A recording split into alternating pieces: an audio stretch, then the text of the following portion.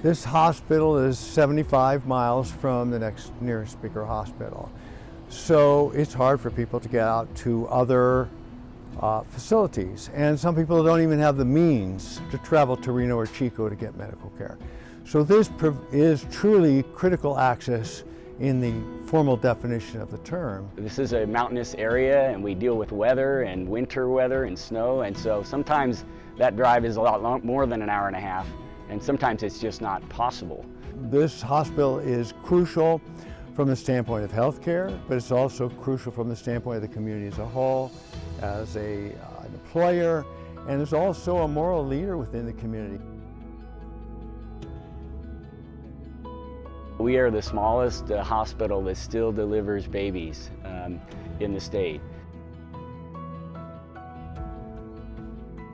We've seen hundreds of rural hospitals drop their OB program because why? It makes sense financially. It's usually a loser.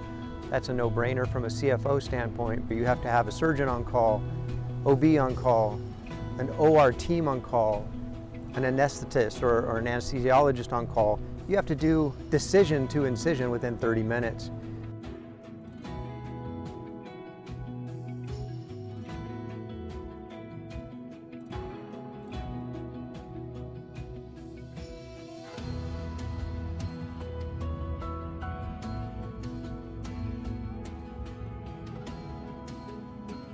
When I became CEO in 2014, the biggest challenge we had was recruiting OB docs, family docs that do OB.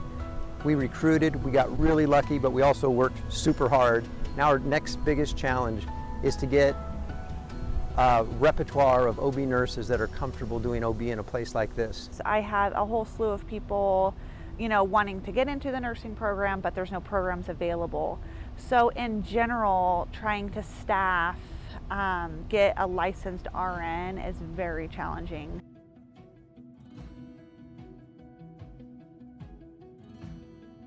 Specialized nursing isn't trained in nursing school. And if you think about rural health, that's a specialty in itself. We do postpartum, pediatrics, swing bed, post-surgical, so all of those components into one job. So there's a huge ripple effect, and we've seen it take place across the country, where as soon as you stop doing OB, you end up stop doing emergency surgery, and pretty soon you're not quite as good at handling emergencies in general, because OB keeps you on your toes.